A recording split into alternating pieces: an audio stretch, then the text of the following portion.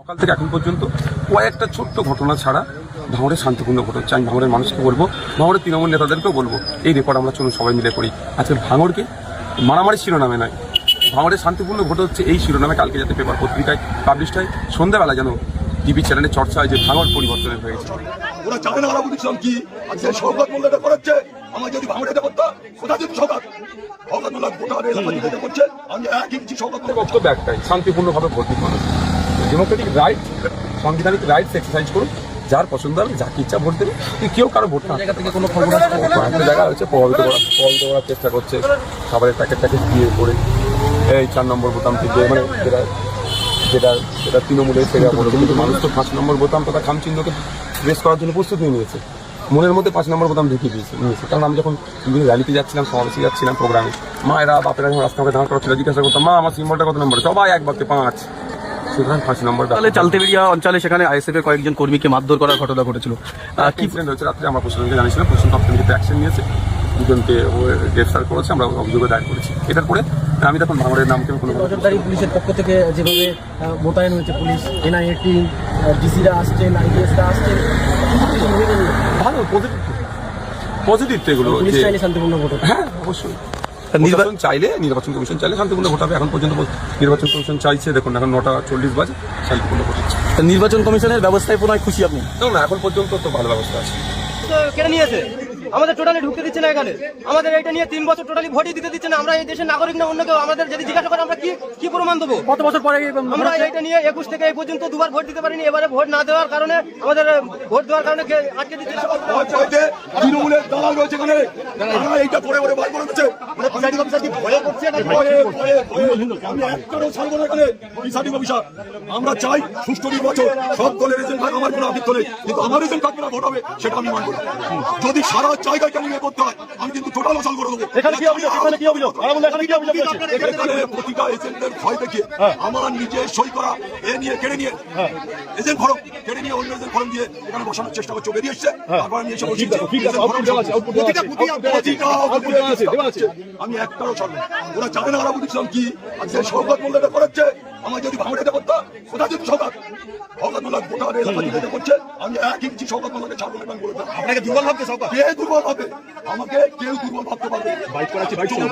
খেলছে এই এখন হয়ে গেছে, এরা চেষ্টা করছে যাতে আরাবুলের এজেন্ট না বসে, লুটপাট করবে, সেটা হবে। কমিশন অভিযোগ যাচ্ছে,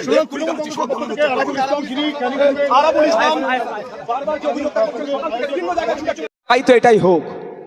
ভাঙড়ে একটাও না কাঁচা বাড়ি থাকে, ভাঙড়ের একটাও রাস্তা না কাঁচা থাকে, ভাঙড়ে বোমের আওয়াজ না হয়, ভাঙড়ের অলিতে গলিতে লাইট হবে, ভাঙড়ের অলিতে গলিতে সিসিটিভি বসবে, ভাঙড়ের মায়েরা বাপেরা নিরাপদে থাকবে, ভাঙড় থেকে রাজ্যের বিভিন্ন প্রান্তে বাস চলবে, ভাঙড়ে শিয়ালদা থেকে ভাঙড় হয়ে রেল যাবে, ভাঙড় উন্নততর হবে, ভাঙড়ে লেদার কমপ্লেক্সে ভাঙড়ের ভূমিপুত্রদের জন্য সংরক্ষণ হবে, ভাঙড়ে স্পোর্টস কমপ্লেক্স হবে, ভাঙড়ে মহিলাদের জন্য কলেজ হবে, ভাঙড়ের সার্বিক উন্নয়ন হবে। এটা আমরা চাই। কিন্তু আপনাদের জানিয়ে রাখি, একটা বড় চক্রান্ত চলছে। সেক্টর 5 অবধি হয়েছে জানেন তো, সেক্টর 6, 7, 8 করার পরিকল্পনা চলছে। রাজারহাটিয়ায় নিউ টাউনে শর্ট লেগার জায়গা নাই, সেক্টর 6, 7, 8 করার পরিকল্পনা করেছে ভাঙড়কে। ও একদিন বক্তব্য দিতে দিতে মুখ ফসকে একটা কথা বলে ফেলেছে, সৃষ্টিকর্তা যেটা করে ভালোর জন্যই করে। কি বলেছিল খেয়াল আছে? NKD এর আন্ডারে এনে দেবো, নর্থ ক্যালকাটা ডেভেলপমেন্ট অথরিটি। ছোটখাটো বিষয় নয়, তখন আর চাষ জমি থাকবে না। কেন আমি বলছি দেখুন, আমি দেখুন প্রমাণ ছাড়া কথা বলি না। যখন কলকাতা পুলিশের আন্ডারে ভাঙড়কে আনতে চাইছিল, ওই সময় বিধানসভার মধ্যে দাঁড়িয়ে রাজ্যের নগরায়ণ মন্ত্রীকে আমি প্রশ্ন করেছিলাম, শুধু পুলিশের ডান্ডা খাওয়ালে হবে না, কলকাতা কর্পোরেশনের মধ্যে কবে অন্তর্ভুক্ত আপনাদের করার কি কোনো পরিকল্পনা আছে সে কথা বলুন। তখন আমাকে উত্তর দিয়েছিল, যেখানে নাকি চাষবাস হয় অর্থাৎ গ্রাম্য পরিবেশ, সেখানে কর্পোরেশনের আন্ডারে আনা যায় না। এই উত্তরটা লিখিত আছে বিধানসভার মধ্যে। বিধানসভা লাইভ যদি টিভি চলতো, তাহলে নওশাদ সিদ্দিকীকে আজকে এখানে প্রোগ্রাম করতে লাগতো না। এর পরিবর্তে এখন বাম বা আইএসএফ এর যেখানে প্রার্থী হয়েছে সেখানে প্রোগ্রাম করতাম। বিগত 5 বছর ধরে আপনার ভাঙড়ের মানুষের জন্য শিক্ষা, স্বাস্থ্য, কর্মসংস্থান, বাসরুট হসপিটাল থেকে শুরু করে হিমঘরের জন্য যে আন্দোলন করেছে বিধানসভার মধ্যে, সেইগুলো টিভির আকারে যদি এলসিডি লাগিয়ে দেখালে আমি আমার ভোটটা পেয়ে যেতাম। কিন্তু দুর্ভাগ্য, লাইভ চলে না। তারপরেও বলছি, মন্ত্রী মহাশয়কে প্রশ্ন করেছিলাম, মন্ত্রী মহাশয় উত্তর দিয়েছিল, যেখানে গ্রাম্য পরিবেশ থাকে সেখানে কর্পোরেশনের আন্ডারে হয় না। তাহলে তাহলে মাথাটা কোথায় মেরেছে? এনকেডিআর আন্ডারে ঢুকাবে প্রথমে, এনকেডিআর আন্ডারে ঢুকানোর পরে ওই রাতারাতি হিটকো জমি দখল করবে। যেরকম একটা রাতে 250 বিঘা জমি, বাস্তু জমি, কৃষিজ জমি, ব্যক্তি মালিকানা থাকার পরেও 250 বিঘা জমি রাজারহাট নিউ টাউন থেকে বেদখল হয়ে গেল, অর্থাৎ হিটকো দখল করে নিল, তার নামে কাগজ তুলে নিল। তবে আগামী দিনে এই ভাঙড়ের মানুষকে এইভাবে শোষণ করার জন্য 50,000 বাড়ি টোপ দেওয়া হচ্ছে, যাতে করে ওরা জান ভাবছে যে এই 50,000 মানুষ যদি আমাদেরকে 2টো করে ভোট দেয়, 1 লাখ ভোট পাবো, তাদের জনপ্রতিনিধি হয়ে যাবে।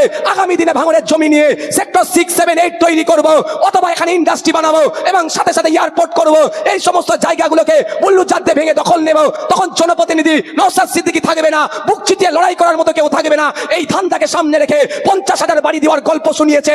আর আপনাদের বলবো, ওয়াকাফ থেকে শুরু করে, ওবিসি থেকে শুরু করে, ফেক এসটিএসসি সার্টিফিকেট বাতিল থেকে শুরু করে এই এসআইআর পর্যন্ত বিপদে আপদে এই নওশাদ সিদ্দিকী সংযুক্ত মোর্চার বিধায়ক যেভাবে লড়াই করছে বুক চিতিয়ে, যদি মনে করে আপনার জমি, আপনার পিতার বাসস্থান, আপনার কবরস্থান, আপনার মন্দির, আপনার মসজিদ, আপনার বাসস্থান সুরক্ষিত রাখা দরকার, তাহলে আপনাদের বলবো অন্য কোনো জায়গায় ভোট দেওয়ার দরকার নাই। আগামী 29 এপ্রিল ইভিএম মেশিনের 5 নম্বর বুতাম টিপে বামেদের সমর্থনে আমি দাঁড়িয়েছি, আমাকে বিপুল ভোটে জয়যুক্ত করার আমি কথা দিয়ে যাচ্ছি। যেভাবে বলেছিলাম যে ভাঙড়ের মানুষের ইচ্ছার বাইরে 1 কোদাল মাটি এয়ারপোর্টের জন্য ফেলতে দেব না, 1 কোদাল মাটি এয়ারপোর্টের জন্য তুলতে দেব না। আজকেও কথা দিচ্ছি, বিধায়ক করে আমাকে পাঠান, আমি আপনাদের সামনে দাঁড়িয়ে যতই বিপদ আপদ আসুক না কেন, প্রথমে আমি বুক চিতিয়ে লড়াই করব। আগে আমাকে পার করতে হবে, তারপরে আপনাদের কাছে আসবে। বুঝতে পারছেন প্ল্যানটা কোথায়? ইঁদুর ধরা কল দেখেছেন তো নাকি? কি করে? ভালো ভালো খাবার দিয়ে রাখে না, ঢুকে যাওয়ার পরে কি হয়? 50,000 বাড়িটা হচ্ছে ইঁদুর ধরা কল। মাথায় রাখবেন মা, বড় একটা চক্রান্ত হচ্ছে এটা। দেখুন, আমি জিতে হারার জন্য বলছি না, আমি এমএলএ হয়ে লসে রান করছি, আমি এমএলএ হয়ে লসে রান করছি। খারাপ ভাষায় নেবেন না বিষয়টা, যেটা বলবো এক্ষুনি একটা কথা। আমার কত স্টেমিনা আছে আপনারা বুঝতে পেরেছেন তো? সকাল 6টায় বেরিয়ে রাত 1:30 পর্যন্ত প্রোগ্রাম করা ছেলে আমি, বুঝতে পেরেছেন? শুধু তাই নয়, আর একটা কথা বলি, জানেন না, না আমার ওটা বলা যাবে না, এখানে অসুবিধা হবে না, ঠিক ঠিক জায়গায় চলে যাবে, লাস্টে অসুবিধা হবে। যাক, তাহলে সকাল 6টায় বার হয়ে রাত 1:30 পর্যন্ত প্রোগ্রাম করি আমি। তাহলে দিনে যদি আমি জলসা করি, খান 5 জলসা তো এমনি করতে পারবো ভাই। হ্যাঁ, বড় ভাইজান সানাউল্লাহ ভাই, জুনায়েদ ভাই, সওবান ভাই, আব্দুল কাদের ভাই, সাফিরি ভাইজান, তাহাবিব ভাইজান যেরকম সুন্দর করে ধর্মীয় বায়ান দিতে পারে, হয়তো আমি অতটা ভালো দিতে পারবো না, কিন্তু যতটুকু জ্ঞান আছে খুব একটা তাদের কাছ থেকে পিছিয়েও পড়বো না ভাই, তাই না? দিনে তো 5টা করতে পারতাম, তাহলে দিনে আমার ইনকাম কত হতো নাজরানা? এবার তোমরা বুঝে না হিসাব করে। সব ছেড়ে এখানে এসেছি মানে আমি লসে রান করছি। কিন্তু এই কথা বলার কারণ আপনাদের বলছে এই জন্যই যে একটা বড় টার্গেট রেখেছে ভোগালী অনে এয়ারপোর্ট করার। কেন এখন করতে পারছে না এয়ারপোর্ট? ও জানে নওশাদ সিদ্দিকী আছে। আজকে 250 বিঘা জমি হিটকো দখল করে নিল, হিটকোর নামে কাগজ তুলে দিল। ওখানকার বিধায়ক কোনো কথা বলেনি, কারণ হিটকো রাজ্য সরকারের আন্ডারে, রাজ্য সরকার পরিচালনা করছে তৃণমূল, আর রাজারহাটের বিধায়ক তৃণমূলের, তাই তার সরকারের বিরুদ্ধে কথা বলতে পারেনি। কিন্তু এখানকার বিধায়ক আছে নওশাদ সিদ্দিকী, সংযুক্ত মোর্চার বিধায়ক, অত সহজ নয়, টেন্ডি বেন্ডি করলে ছেড়ে কথা বলবে না। তাই আমি আপনাদের কাছে অনুরোধ করব, দাঁত থাকতে বলে দাঁতের মায়া বুঝতে হবে, একটু বোঝার চেষ্টা করবেন। 77টা কি হলো ভাই?